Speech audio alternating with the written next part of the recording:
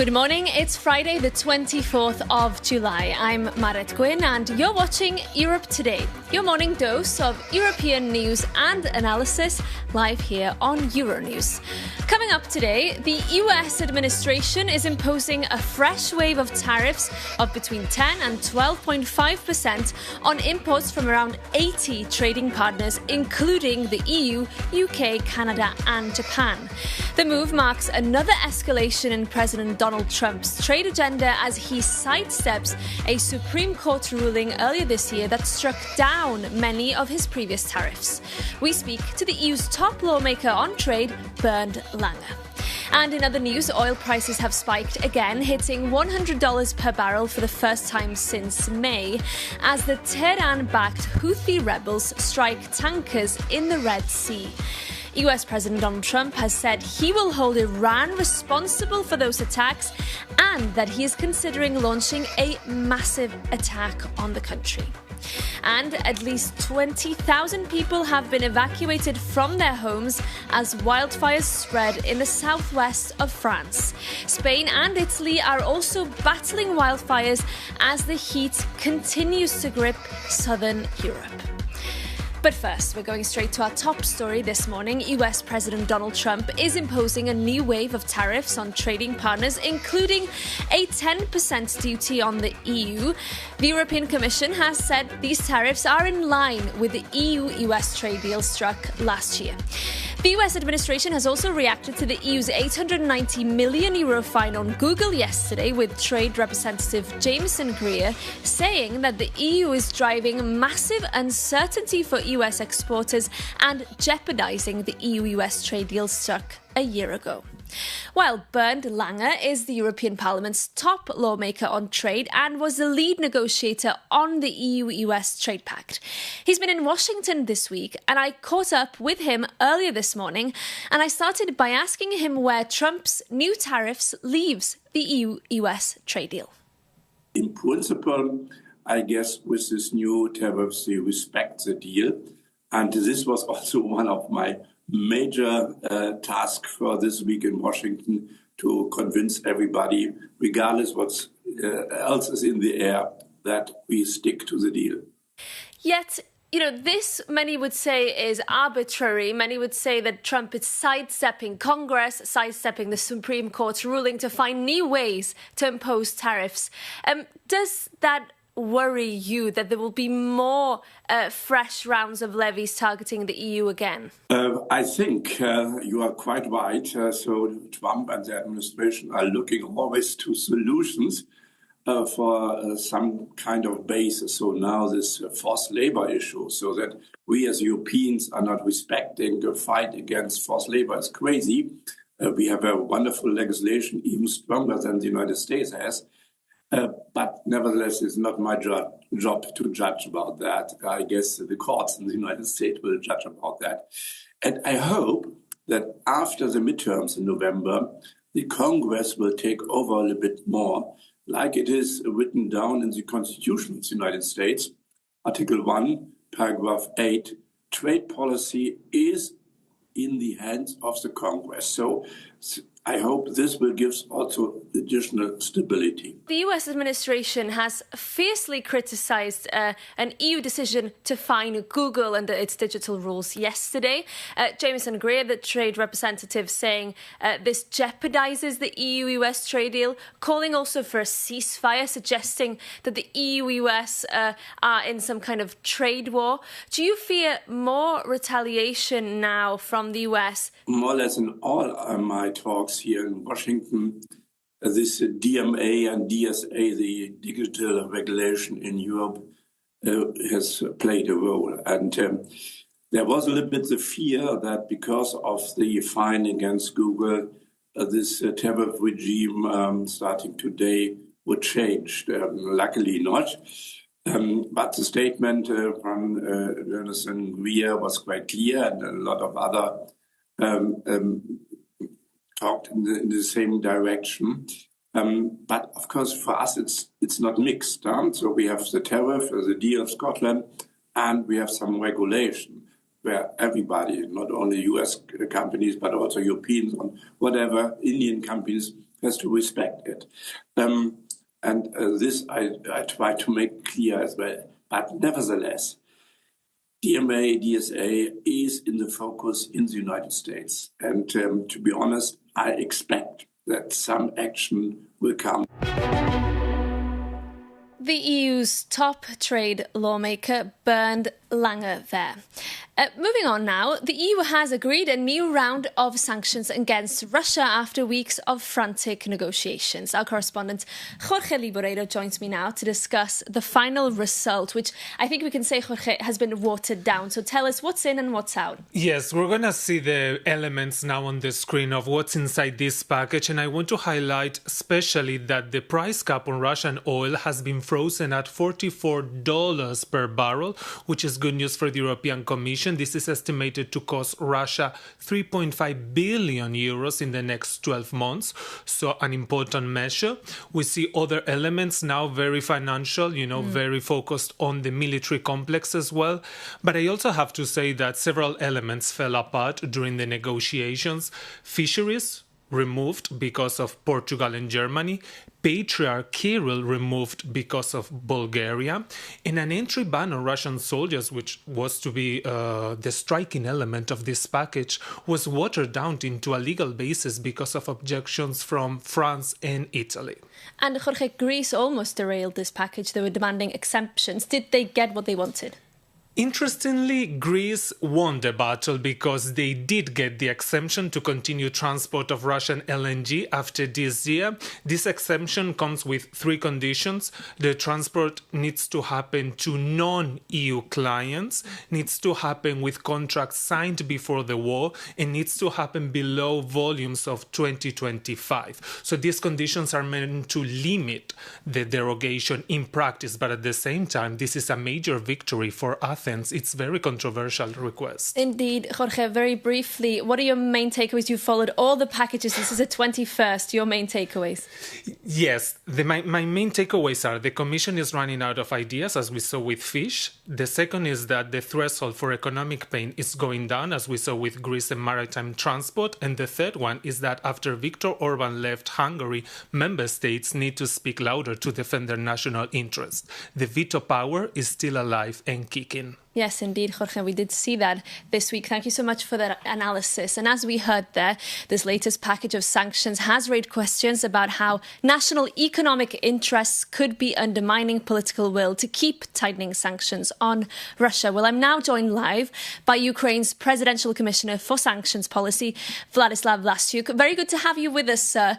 Listen, we know that limiting Russia's ability to generate revenues from energy is crucial. What do you make of the fact that we now have a country, Greece, which has been able to get an exemption and will continue to make revenue from shipping Russian LNG?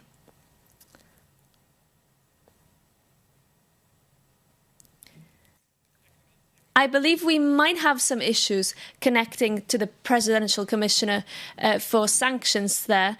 Perhaps, Jorge, we can come back to you while we're waiting to reconnect to Kyiv there. So, as you said, this threshold for economic pain is going down. We've seen that with Greece, in a different way with Bulgaria opposing the sanctioning of Patriarch Kirill. And you said you see this potentially becoming an issue as we move into the future now and look into the 22nd package. Yeah, there have been many packages of sanctions, Mary. We need to be honest here, and this is the fifth year of the war, so member states are also tired of making that many sacrifices when it comes to their economy, and Russia used to be one of our largest trading partners, so we need to keep that in mind of how much the economy has changed. Indeed. Jorge, I believe we can cross back to Kyiv and to Ukraine's Presidential Commissioner for Sanctions. So I'm very sorry for the technical issues. Good to have you with us. So first, can you tell us how you respond now to the fact that Greece has negotiated a special exemption to the sanctions package and will continue to make revenue from shipping Russian LNG?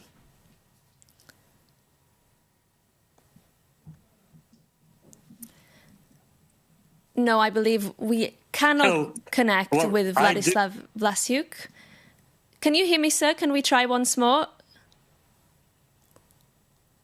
Yep. Yes. Good. Okay, let's move on. We hope to bring back Vladislav Vlasiuk. Jorge, let's bring you in again. Glad to have you with me on my side I'm this back. morning. Always for sanctions available. Perhaps briefly on the fisheries issue. Has that now been completely discarded? Do you think there'll be another attempt? It's an interesting question. I think for the time being they will not try again because it was shut down completely. And the Commission doesn't like when their proposals are shut down in this way and then completely removed. They can tolerate that a proposal is watered down, like other elements in this package, but they do not like when it's completely shut down. So I think for the time being, fisheries, we're not going to hear Ursula von der Leyen talk about, again, cod and pollock anytime soon. Okay, Jorge, thank you so much. And we apologise for those technical issues to our viewers there. Now we're moving on because 9 members of the European Parliament travelled to China this week in a bid to thaw years of frozen relations between the EU institution and Beijing. But with a record trade imbalance and China accused of being an enabler of Russia's aggression in Ukraine, the visit raises as many questions as it hopes to answer. Our EU correspondent Angela Skujin spoke to European Parliament Vice President Javi López, who was part of that trip, and began by asking him why now. What we want is relaunch our relations and defend the European interests, especially address our difference and explode and use our areas of cooperation. Obviously, multilateralism, the defense of the rules-based order, international law, the United Nations chapter, fight against climate change, and ensure that we have economic governance that it's balanced, that it's stable, that it's certainty, full of certainty. It's in our mutual interest. But at the same time, we want to address our differences, especially the war in Ukraine and how China could play a stronger role to find a solution and a peace after the brutal aggression, and obviously tackling trade imbalance, that it's important concern for the European public opinion, for the European economy, trying to ensure that we have full access to the Chinese. And maybe if we look at Russia's full-scale invasion of Ukraine and China's support for that, as well as that eye-watering trade deficit in China's favour, how did the MEPs on this trip communicate regarding these points, and was the message received? How did the Chinese react? We're extremely consistent during all our meetings, repeating these 2 messages: the need of a full implication of China on the resolution of a just peace for Ukraine, and especially underlining how the brutal invasion, illegal invasion, unjustified invasion of the Russian Federation to Ukraine is attacking all the European architecture of security. And at the same time, we also are backing, supporting, pushing in the ongoing negotiations that the European Commission has with China, with Commissioner Šefčovič, related to trade. A few weeks ago, they had an important meeting in Brussels with a joint press conference. This will continue this autumn, especially on October. And you mentioned that October deadline. This is the month allocated by the European Commissioner for Trade, Maroš Šefčovič, to establish some kind of conclusion when it comes to this trade deficit. And the inference here is that if China doesn't come to the table and if agreement isn't found, that the EU will act. You've been on the ground in China. How do you think that they will respond to these hardball tactics come October? Well, they have their arguments on that about the application of the World Trade Organization rules. But we are insisting on our unsustainable reality for us, politically and economically, that it's this size, this volume of trade surplus of China, trade imbalance, that it's 1 billion per day. That it has to be addressed, and we should find solutions on this regard. And is the solution triggering the trade bazooka? Well, we have our negotiations ongoing, and what we expect is results and deliver solutions through these negotiations, through dialogue and cooperation. That was the European Parliament's Vice President Javi López. And just like that, it's time for us to say goodbye for the summer. This is our final episode of Europe Today before we take a short break. We've shared 155 mornings with you here on Euronews, so a big thank you goes to you, our viewers, for tuning in. We've brought you conversations with leaders, ministers and top lawmakers. So before we go, let's take a look back at some of the moments that defined this season on Europe Today. That is absurd and ridiculous. Spain has a coherent foreign policy. We have supported Ukraine more than the United States. This is not a product to deregulate. This is a product to modernize. Clearly, Montenegro is doing very well. We have already approved the Working Party to start drafting the accession treaty. Dying flamingos, depressed turtles. Russia's losing ground on the battlefield. It's losing ground diplomatically. It was hoping for a long time to divide Europeans. We've seen exactly the opposite. And did you discuss Donald Trump's Board of Peace? Most European countries cannot join. We haven't seen Russia really taking the talk seriously. Russia keeps on bombing. When you don't have much money, invest wisely. This is the mother of all trade deals. It's something the Commission loves to say. But for Europeans, we're watching Euronews today and they go, what does that mean? This is the largest trade deal ever. Why is Putin deciding to target Latvia in this hybrid war at this moment? Because he's losing in Ukraine. Simple. Yeah, Russia is sending its message that they want to continue this war. GDP per capita in Germany, the industrial giant of Europe, is now below that of the state of West Virginia. What I feel these days is that I'm more proud than ever to be European. But your party has been tinkering away at the Green Deal, rolling back parts of the Green Deal. My party is Ursula von der Leyen party. My party is the party who did the Green Deal. Being gay is not a choice, but being homophobic is a choice. I don't think we will go back to the times where things were more peaceful. I think in these situations everybody reacts more abruptly than usual. Yes, Russia is an enemy. They're attacking a European country. We think that 2026 should be the year when dictatorships are over. Trump is desperate for a deal, and they have maneuvered him. They've played him like a violin. Europe is the only playground within which member states, nations, even France, can actually play a significant role. Just a taste there of the voices we've heard on Europe Today over the past months. And now our Europe editor, Maria Tadeo, joins me in the studio. Maria, good morning. It's been a busy season for you. What are your reflections? Look, for all of us, Merit, and I think when we began to work on this show, Europe Today, and this revamp of Euronews, and Euronews undeniably has been a staple of European broadcasting now for more than 3 decades. But we know the world is changing, and we're seeing dramatic structural changes, very rough geopolitics, and we set out to answer 2 fundamental questions, and that is, what does it mean for Europe and what does it mean for Europeans? And look, whether we did a good job or not, ultimately that belongs to our viewers and our readers. But I think when you look at that clip that you just played, it does show the commitment, the very hard work, the responsibility of our newsroom. We take our editorial standards incredibly seriously. We take our independence incredibly seriously. And we take this idea of putting a story from a very unique European perspective every day, 155 episodes, that's a lot of work. We take it very seriously. And of course, we can only thank our EU News team. That is the core of our operations here in Brussels. They broke news, they delivered stories, they committed to original reporting.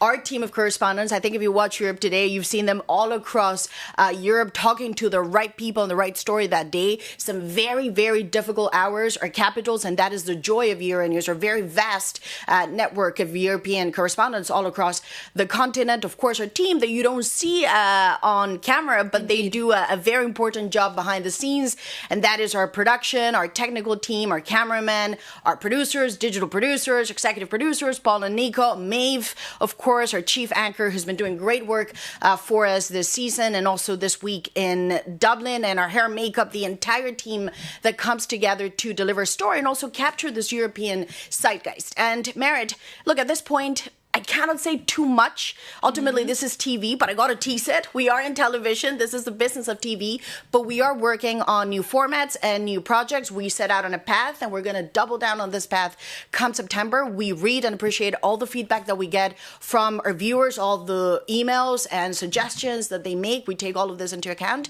And look, we cannot wait to be back in September, and it's also been great to work with you. You're very talented. You have a great future ahead of you. So, it's a privilege, and I'm very happy to have been on the show with all of you. Well, thank you so much to you as well, Maria, for all your leadership, of course. And that brings us to the end of this show. We'll be back, as Maria said, after the summer, ready to do it all again.